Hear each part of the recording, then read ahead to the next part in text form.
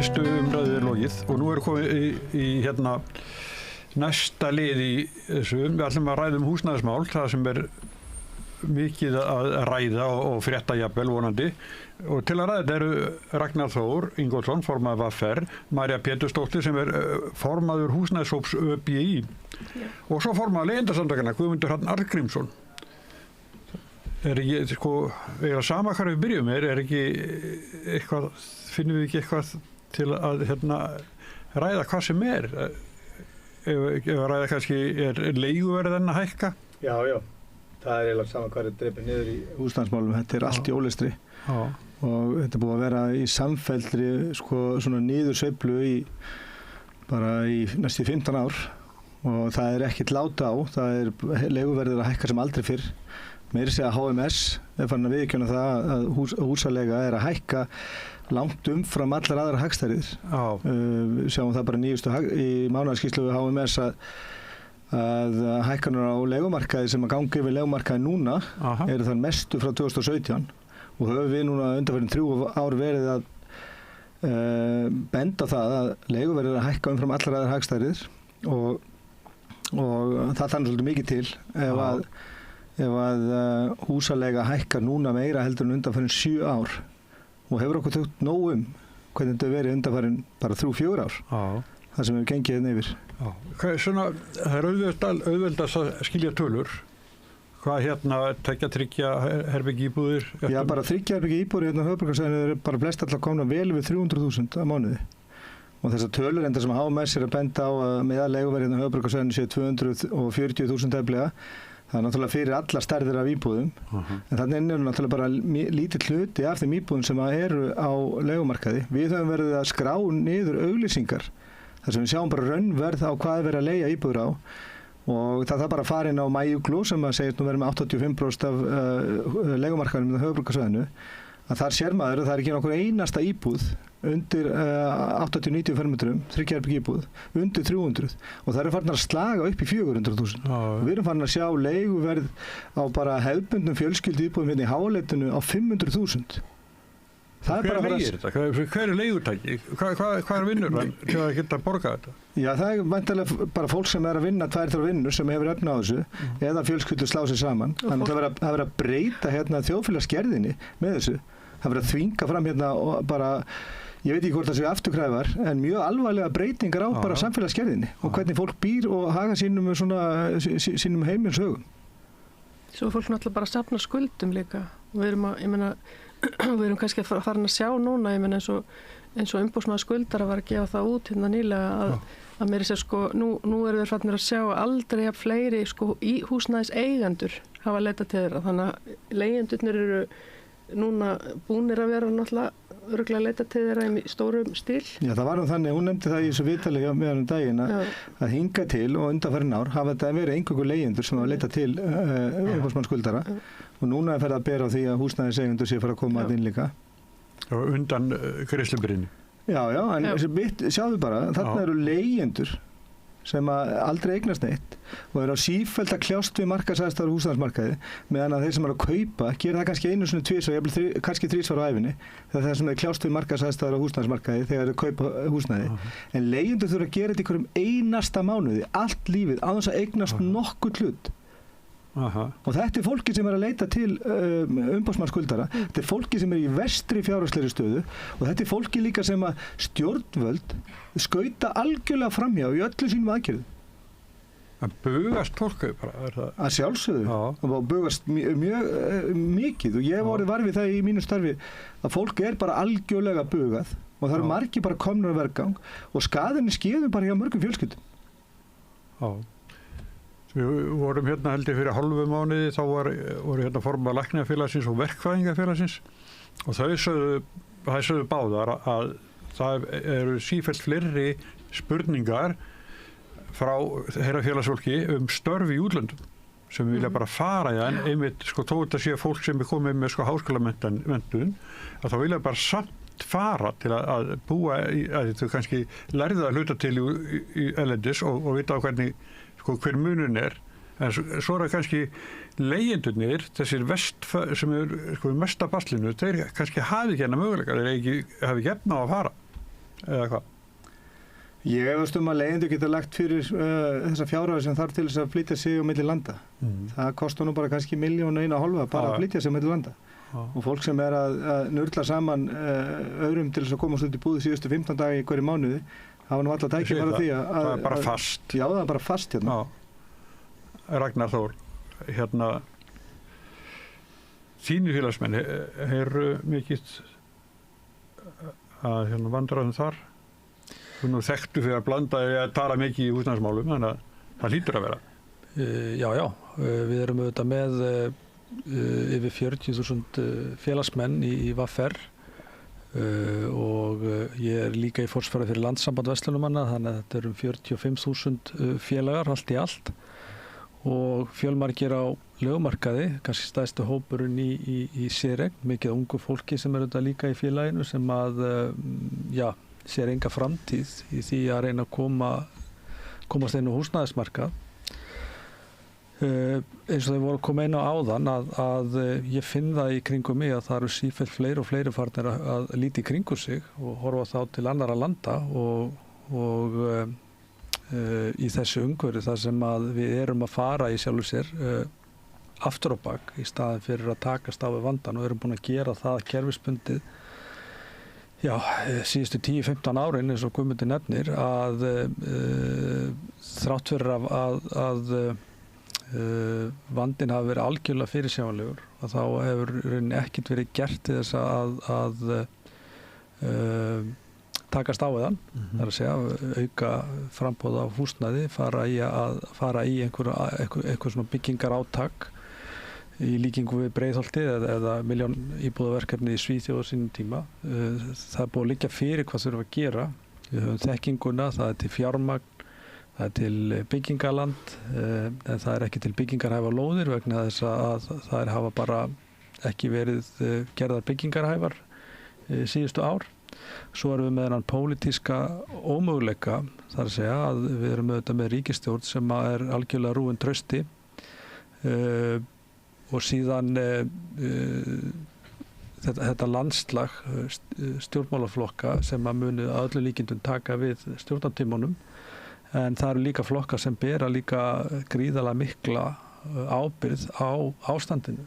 Þetta hefur Reykjavíkurborg gert ýmislegt til að hjálpa okkur að byggja upp til dæmis Bjarg en það er hvergi nærri nóg. Þarna eru stærstu tækifærin í mikla uppbyggingu og það virðist vera þannig eins og til dæmis Reykjavíkurborg þar eru Píratar og Viðreisn og Samfylkingin flokkar sem að munu líklega mynda næstu ríkisstjórn.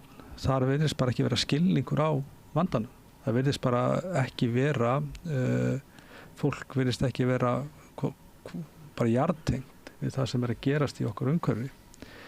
Síðan auðvitað erum við með þessar stökkbreyttu skuldir út af þessum vaxtalánum sem voru að detta út og fólk að færa sig yfir í þetta verðtryggða umhverfi sem er auðvitað bara algjörlega galið að við skulum búa við hérna. Húsnæðisvextir og yfir 11%, yfirdráttarvextir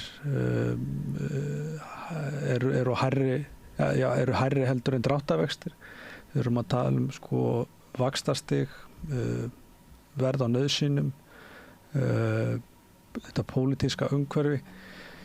Ég skil það bara mjög vel að fólk skuli vera að líti í kringu sig, ekki bara fólk sem er komið í vandræði. Ég þekki töluvert mikið af fólki sem hefur, ekki í vandræðum, það nær að halda sjó, en er bara orðið svo ofboðslega þreytt á þessu ástandi. Pólitíska ástandi, þessu sinnuleysi, þessu stanslausa, endalausa degri við sérhagsmunaöflin, hugsið ykkur, þegar við ættum að vera að einbeita okkur að þessum grundvallar vanda, að þá er verið að liðka fyrir sérhagsmunaöflum eða fyrirtæki fyrir norðan til þess að geta keypt upp afurðastöðvar, og það er gert í gegnum löggjafann og þetta er allt svo forgangsverkefnið þá á að klára að selja Íslandsbanka en þá ekkert að gera til þess að takast það á vandan og með hverjum deginu sem líður og þú spurðir, hver hefur efna á að leigja íbúð á 500.000 í Háaleitinu eða bara venjulega blokkaríbúð. Þetta ekki spurning hvort fólk hafa efni, það bara hreinlega verður að gera. Og þá bara, þú veist, það þarf bara að fara og betla mat eða fá sér aðra vinnu, vegna þess að það getur ekki endað á götunni. Og örvæntingin svo svakaleg að því að ég hef auðvitað verið að gefa þessum málaflokki gaum og við hefum unnið auðvitað mjög vel með leigjendasamtökunum, þá leitar fólk meira til okkar auðvitað, þannig að maður fær þetta svolítið í æð og mín upplifun bara eftir endalausa og fleiri fundi með bæði fulltrú ríkisstjórnarinnar og sveitafélaga að fólk bara í einhverjum öðrum heimi. Nær þessu ekki? Nei, þú veist, það bara... Það bara líka svona ákveðin þrákelkni í þessu samfélagi, bæði sveitafélaga og ríkisins. Það að styðja við til dæmis þessi þéttingarstefnu. Þessi þéttingarstefna sem Reykjavíkurborg hefur rekið er kannski einhver mesti skaðvaldur sem hefur verið hérna í húsnæðismálum undanfarin 10 ár. Hefur orðið til þess að hér má ekki... Hvers vegna? Og hér náttúrulega svona einhver draumsýn að það með ekki byggja nema á þessum þéttingarreitum til þess að styðja við borgarlínu. Þannig að það búin að vera að hengja almenning í þessari borgarlínu og eins góð hún kannski í sjálfu sér, en að vera að hengja almenning í þessari línu til þess að einhvern veginn að veita henni brautagengi, það náttúrulega bara stór alvarlegt og þessi þéttingarstefna hún hefur haft alveg gríðarlega slæm áhrif á sama tíma. Það verið að byggja dýrari byggingar. Já, það verið að tala að sveitafélagið, það er 5-falt minni kostnaður fyrir sveitafélagið að byggja þéttingarreitum, en hins vegar kostnaðurinn gjaldið sem að fer á kaupandan, það er 5 sinnum hærra heldur en á nýbyggingarreitum. Þannig að sveitafélagið sem að sparar, en almenningur blæðir. Og það alltaf verið að tala um það sem verið komið útmörkum með byggingalega lands í Reykjavík. Ég vil bara benda á það að innan sveitafélaginu og höfuðborgarsvæðinu eru 11 gólfvellir. Það eru 11 gólfvellir. Það eru 20.000 íbúar á hvert gólfvellir innan höfuðborgarsvæðinu. Það er 1 gólfvellur í Kaupmannahöfn fyrir 1600.000 íbúa. Ég alltaf verið að tala um það sé ekki byggingaland. Það er nóga byggingaland í þinnu höfuðborgarsvæðisins. Þetta er náttúrulega fáránleg uppsetning. Það er auðvitað nógu landið eins og Guðmundur kemur inn á varðandi þéttingarstefnuna að þarna eru stóri reitir eins og til dæmis Höfðabakkinn sem var keyptur eða var úthlutað til uppbyggingar, var svo seldur með, ég held að hafa verið 3,6 milljarðar sem var smurt ofan á upprunalega kaupverð og það í sjálfu sér ekkert byrjað að þróa það. Við vitum ekkert hvenar verður byggt á þessum þéttingarreitum og ég veit og ég held að borgin hafi fyrst og fremst áhyggjur af því ef það verður brotin í land fyrir uppbyggingu og hagkvæmu húsnæði til dæmis, að það muni hafa þá neikvæð áhrif á uppbyggingu á þéttingarreitum. En þar eru þetta verið að byggja íbúður þar sem engin almenn eftirspurn eftir. Það að segja, þetta allt og dýrar íbúður, íbúður sem fólk hefur almennt ekki efni á að kaupa. Og eins og tölur sína og staðfesta eru keyptar upp meira og minna af lögaðilum. Og svo eru þetta aðri þættir sem við höfum verið að skoða líka. Það er til dæmis skammtímalega til ferðamanna. Það er einfaldlega ekkert gert. Það er eitthvað aðeins búið að hamla nýjum leyfum eða eitthvað slíkt. En þarna eru 1000 íbúðar að ræða. Alls staðar í kringum okkur, í öllum samanburði og samanburðarlöndum hafa verið settar hömlur þar sem ástandið er viðlíka slæmt eða ekki einu svona jafn slæmt og er hér. Og þetta er bara svo mann fellst hendur þú veist bara búin að vera í þetta lengi og tala fyrir svona daufum eyrum fyrir framann fólk sem að virðist ekki hafa nokkurn einasta skilning á alvarleika málsins, virðist ekki geta sett sig í spor þeirra sem að eru í þessari skelfilegu stöðu eða bara hreinlega átta sig á því að meðan við erum í þessari kyrrstöðu með málin að þá auðvitað á staðan bara eftir að versna og við eftir að missa fólk úr landi. Þú veist, það er ótilokað að við fáum fólk aftur heim sem hefur farið út og mennta sig til þess að mögulega skila hér einhverjum verðmætum inn í okkar samfélag. Staðan er bara, hún er bara svo súrrealísk Maður vil okkur spyrja því. Það Já. sko, vandinn ykkar getur kannski verið meiri því að, Hann er meiri. einmitt að sko öryrkjum hendar ekki að geta ekki búið hvað sem er. Nei, það er ekki. En að sko frambúðið hlýtur að vera enn minna. Já, það er náttúrulega, já og nei, kannski þannig lagað, en að, sko, það er náttúrulega þannig að það eru fleiri úr okkar hópi á leigumarkaði til dæmis. Já. Það er alveg 10% fleiri allavega. Þannig að það er mikið færri sem eiga sitt eigið húsnæði. Það eru fleiri sem kjósa að vera í leiguhúsnæði líka, af því bara þeir ráð ekki við viðhald. Þannig að það er alls konar ástæði fyrir því að við erum fleiri á leigumarkaði heldur en á eignamarkaði. Við erum líka, svo erum við líka í þeirri stöðu að við erum ekki að fá sérsagt, hjálp við að bara breyta húsnæðin okkar ef við þurfum vegna aukinna fötlunar eða neitt slíkt, sko, þannig að við endum oft í leiguhúsnæði frekar sem hendar okkur. Já, og lífverðis þegar eru það svo hópur sem hefur það allra verst. Já, og svo er það annað, sko, svo er það varandi líka bara eins og núna þessar stýrivaxtahækkanir sem eru búin að, ég held að sem búin að hækka stýrivexti 23 ár síðan það byrjuði að hækka eftir að þeir lækkuðu allt niður öllu. Og síðan í maí 21, eitthvað svo leiðis, og komin upp í 9,25% og búið að vera strand þar núna lengi, ár held ég. Já. Og matvælaverð hefur sko hækkað 26% held ég frá þessum tíma. Samkvæmt ASÍ. Þannig að þú veist, og ég var að rekna út til dæmis bara út frá sjálfur mér hvað sko örorkulífeyrin hefur hækkað mikið á þessum tíma, bara við tökum þennan tíma, grunn örorkulífeyrin sem er einn þáttur í lífeyrisgreiðslum, það voru held ég 26 krónur.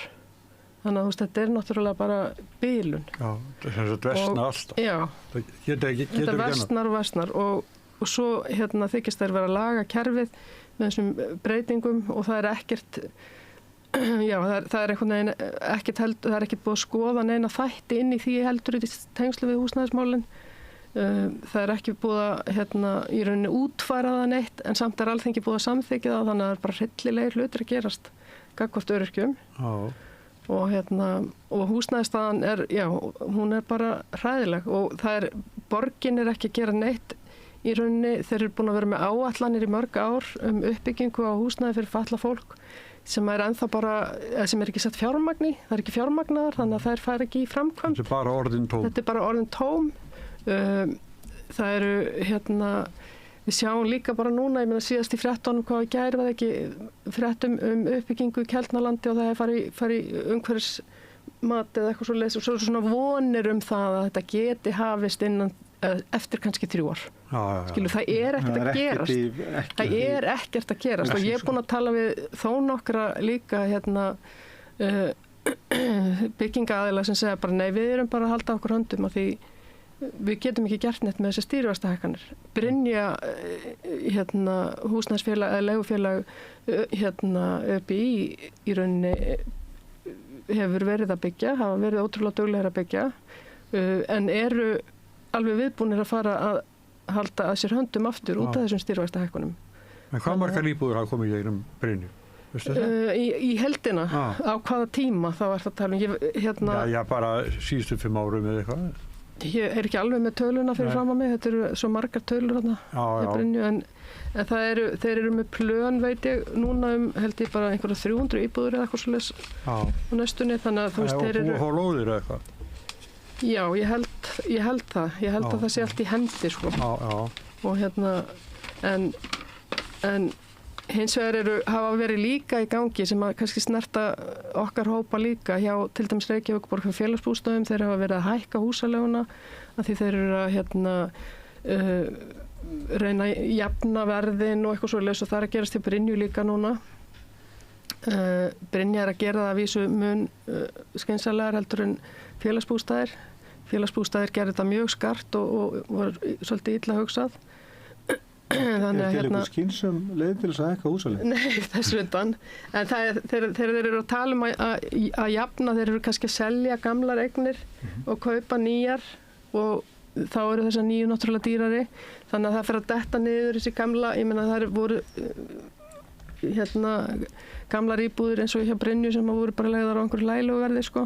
þannig að hérna miðan og við hitt henta það þá ekki lengur það henti ekki lengur þannig að og svo eru svona alls konar auðvitað nýjir hlutir alltaf sem koma inn í það þarf að hugsa að hafa ekki alla á sama stað það er þessi blöndunarhugsun og allt þetta þannig að þetta er ágætis dæmi það hvernig sko, nýju húsaleigulögin sem voru samþykkt núna 1. september hvað þau eru meingöllu þau gefa einmitt færi á því að sé hægt að hækka húsalegu endalaust það verður að tala það að þessi nýja eitthvað sko leigubremsa eða leiguþak ég heyrði nú fyrirverandi dómsmálaráðherra Sigríði Andersen tala það að þetta væri eiginlegt leiguþak það er bara alls engin bremsa í þessu vegna þess að legufélög til dæmis þau geta alltaf leikið sem þetta að leiðrétta verð innan eignasafnsins þau geta keypt dýraeignir á vondulánum og þar leiðandi eru konum eitthvað magna við íbúðum sem verða og geta leigt á ákveðnu verði vegna þess að það er ein forsendan sem er í húsaleigulögunum að þú mátt leigja ef þú sýnir fram á að þurfir að leigja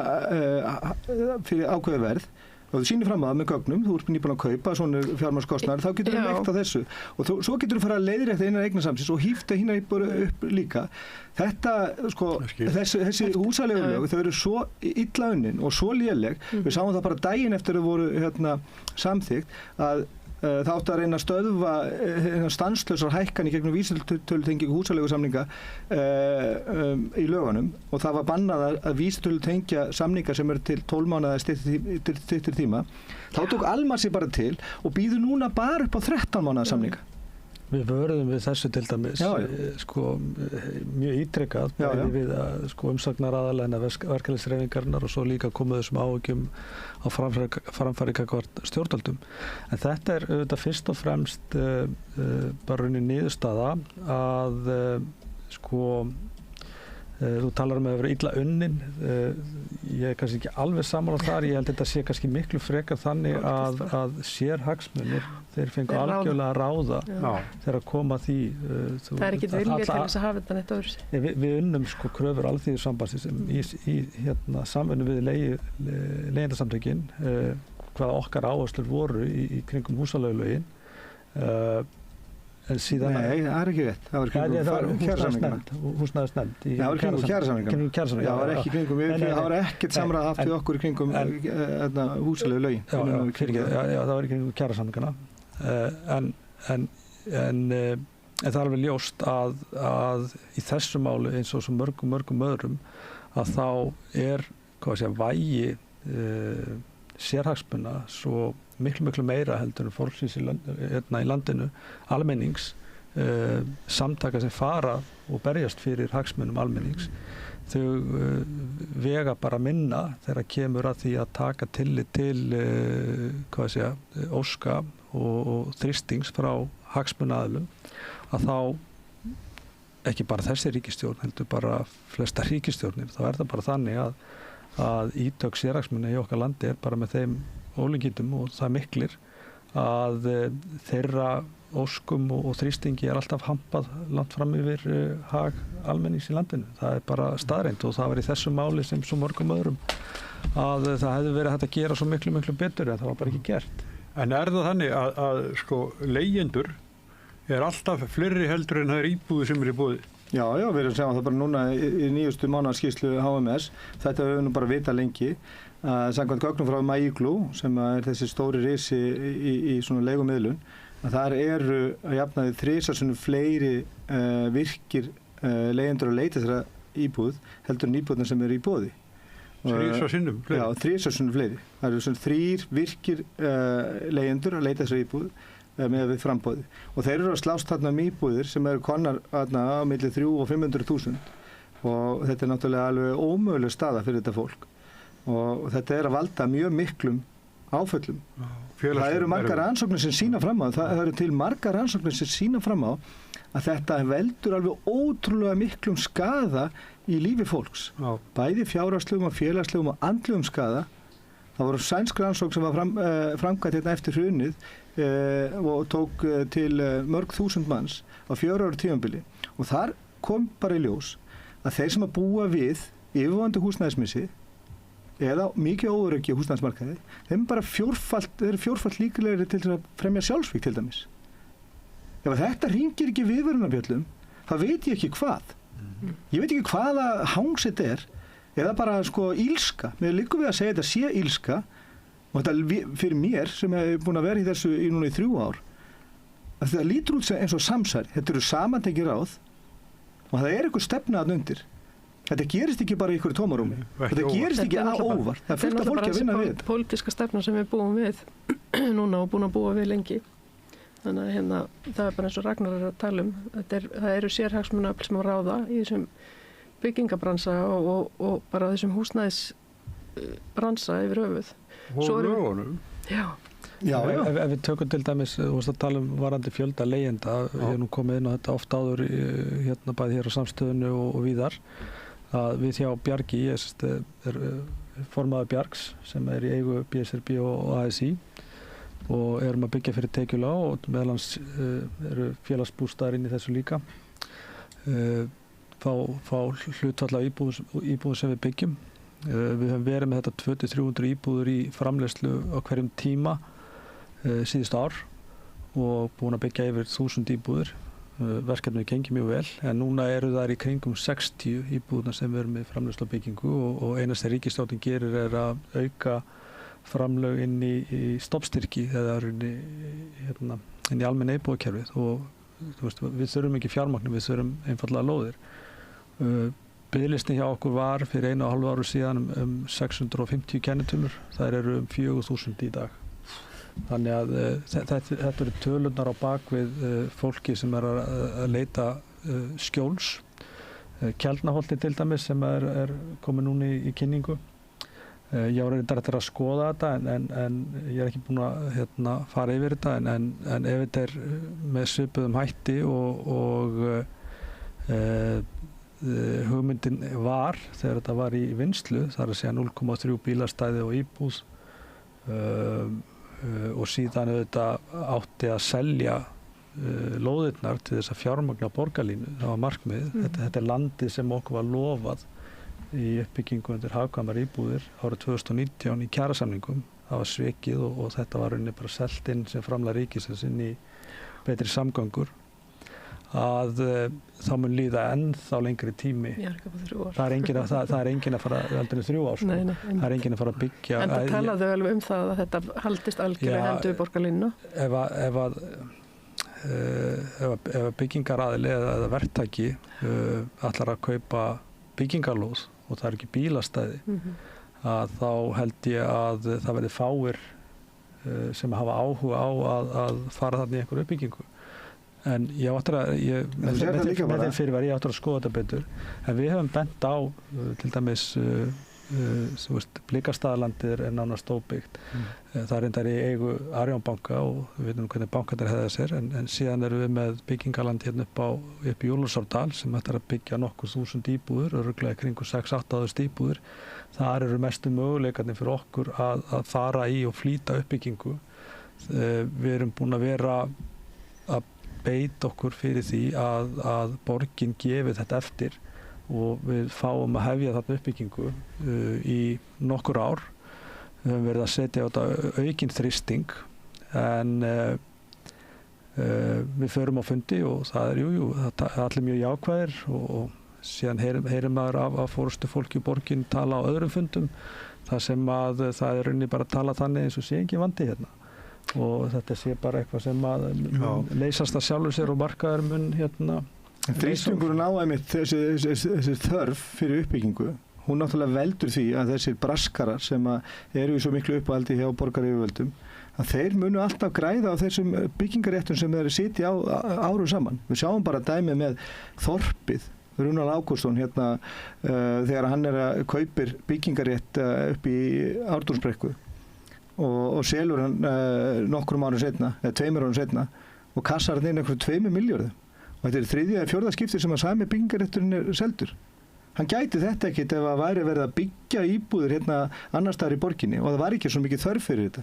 Það væri bara til dæmis hvað eins og í mörgum löndum og það er séð það sem að fara útlötu að vera að byggja en það er að skila lóðinni eða kvöð á það, þú veist, hvenar þarf að hefja eða hefja framkvæmdir og bara reyni hvaðir. Þessi húsnæðisstefna er bara fyrir braskara. Já, hún er bara fyrir braskara. En ég er líka svolítið forvitin, Ragnar, því að þú ert yfir Bjargi, var ég að fá spyrja þig líka, af hverju eru félagsbústaðir innviklaðir inn í Bjarg? Eru þið þá ekki að fría borgina frá því að vera að byggja sitt? Þetta eru rauninni bara, það er hvaðir sem eru á til dæmis lóðum hjá okkur að það þarf ákveðin fjöldi íbúða að fara til félagsbústað. Félagsbústaðir taka síðan bara sjálfstæða ákvörðun það hvort þeir kaupi, það er íbúði sem þeir hafa rétt á að kaupa af okkur. Já, þeir kaupa þeir af ykkur. Já, þeir kaupa af okkur á kostnaðarverði. En við þyrftum auðvitað að vera með einhvers konar öðruvísi félagslega blöndun inn í Bjargi heldur en að vera með tekjulösta fólkið og síðan eina félagslega blöndun er næsti hópi fyrir neðan og það er það sem að við erum að reyna að breyta með tilkomu Blævar. Við erum að afhenda núna fyrstu íbúðunar áramótin. En við erum með alveg risa vandamál náttúrulega líka sem er bara þessi lága prósent af félagslegu húsnæði á vegum sveitarfélagana. Og ég held að sé mest í Reykjavík sem er eitthvað 5%. Og svo eru sveitarfélögin samt sko að einhvern veginn að koma sér inn í einmitt samstarf með Brynju og öðrum félögum til þess að einhvern veginn þurfa ekki að byggja sjálf. Þetta finnst mér alveg rosalega alvarleg þróun sko. Þetta er einn lægsta prósentu bara í allri Evrópu. Já. Við erum með sko árið 2017 þegar Varasjóður húsnæðismála lauk starfi sínu við að selja félagslega íbúður í eigu sveitarfélagana. Þá var hlutfallið komin í 3,47 á landsvísu sem er það allra lægsta sem ég hef bara séð í allri Evrópu. Já. Og þetta náttúrulega er alveg stórmerkilegt að félag eins og félagsbústaðir sem að stendur svona sterkt á mikið eigið fé skuli ekki vera að byggja sjálf. Það er alltaf að tala um það að vil ekki hrúa eða hópa tekjulága fólki saman. Og ef þeir vilja það ekki, þá geta það samt byggt og selt frá sér 80% af eigunum og bara og jafnvel lána fyrir þeim, tekjulágum eða ungu fólki. Það er allt hægt, það er bara engin vilji til þess að leysa vandamálið vegna þess að braskararnir, þeir hagnast á þessu og það eru braskararnir sem ráða för, það eru braskararnir sem eru með stjórnvöld bæði á vegum sveitarfélagana og ríkisins bara í vasanum og það sést bara best eins og Ragnar bendi þetta á hvernig Samtök atvinnulífsins og Viðskiptaráð þau ráða ferðinni, þau eru með fólkinni í öllu þessum starfshópum sem að ráða ferðinni, fólk sem er fullt sjálfstraust, það ræður ferðinni. Svo koma aðilar hérna inn frá heildarsamtökum atvinnulífsins, þeir eiga bara ekki roði í þetta fólk. Það er bara Valhöll, Viðskiptaráð og Samtök atvinnulífsins sem að stýra ferðinni og þeir græði á þessu, þess vegna breytist ekki neitt. Og þetta líka starfsfólk ráðuneyta sem að leggja að setja mörkum í að halda ákveðinni kyrrstöðu eða í það minnsta að það sé eitthvað gert sem gagnast raunverulega inn í það baráttu sem að við erum að heyja gagnvart þessu gengdalösa óréttlæti. Er það þannig? Og varandi til dæmis hlutfall á félagslegu húsnæði. Við erum að skoða núna Vínarborg og ætlum að stefna því að reyna að fá að heimsækja borgarstjórnina þar til þess að kynnast í rauninni húsnæðis menningunni þar. Þar eru vel yfir 40% af öllu húsnæði sem er í skilgreind sem félagslegt húsnæði og það regluverk, þetta er auðvitað rándýr borg en þarna þeir skera sér svolítið úr þegar kemur að skipulagi og uppbyggingu á húsnæði þar og það verður mjög fróðlegt að sjá hvað kemur út úr þeirri vinnu. En við erum auðvitað líka búin að heimsækja Norðurlöndin, sjá hvað aðrir eru að gera, hvað getum við gert. Við erum alltaf að koma með hugmyndir þegar við lögðum til dæmis til við borgina að byggja upp Úlfarsadalinn. Þá lögðum við líka til hugmyndir hvernig við myndum fjármagna alla innviði, vegagerð og ýmislegt annað, þess að rauninni koma með lausnir sem að fælu í sér eins fá á flöskuhálsa og hugsa sketur. En fólkið er bara ekki í sambandi. Það er ekki... Svo eru svo lausnir sem er verið að bera borð fyrir okkur undanfarin ár, sem er verið að hampa hérna eins og hlutdeildarlánin. Við sáum bara fyrir 1 eða 2 vikur síðan og kemum bara frétt að það sé bara ekki hægt að fá fjármagn til þess að klára framkvæmdir. Þetta hefur aldrei virkað og það heldur ekkert meiningi með þetta virki. Og ef þetta virkaði þá er þetta stórhættulegt. Þetta átt að vera tekið upp eftir skotum þar sem það er 2 kerfi, svona hlutdeildarlánskerfi í Skotlandi. Þar þarftu bara ekki að borga þessi lán tilbaka fyrr en þú ákveður að selja. Hvort sem þú nýraður eða 100 ára eða búin að búa hérna í 50 ár. Hér á Íslandi sett markið, þú þarft að fara að borga þetta tilbaka til 10 ár. Og ef þú getur ekki borgað þetta tilbaka, þá er þetta bara í ráðgjöf og leita endurfjármögnunar. Þá ertu komin að reit 1 aftur. Má ég aðeins koma inn á þetta, Guðmundur, að því að ég var í starfshópnum sem fór til Skotlands og Englands og við kynntum okkur bæði Help to Buy prógramið á Englandi og síðan líka sambarlegt úrræði í Skotlandi. Þetta shared equity loan. Já, og þar er það kerfi mun svona félagslega drifið. En það er eins og Guðmundur segir að þú þarft ekki að borga þessi lánu fyrir bara að þú ákveður að gera það sjálfur. Og þegar við vorum að smíða þessa hugmyndafræði og þetta var í sjálfsett þverpólitísku starfshópur sem var skipar og þáverandi ráðherra með aðilum frá samtökum atvinnulífsins, sveitarfélögunum, húsnæðis- og mannvirkjastofnun og verkalýðshreyfingunni. Ég satt í nefndinni fyrir þann hóp og við bjöggum til hlutdeildarlánakerfi íslenskt af skoskri fyrirmynd og við fórum meira í þessa félagslega nálgun. Það var lögð gríðarleg vinna í þetta, gríðarleg vinna.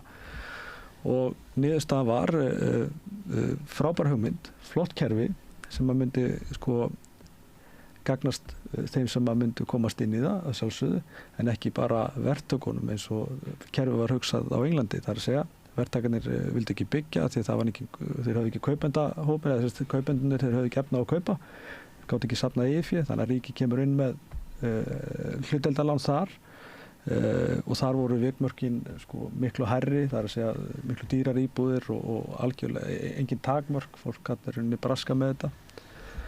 En síðan er þessi starfshópur og það virðist vera algjör samstaðar inn í hvernig þetta kerfi ætti að vera uppbyggt og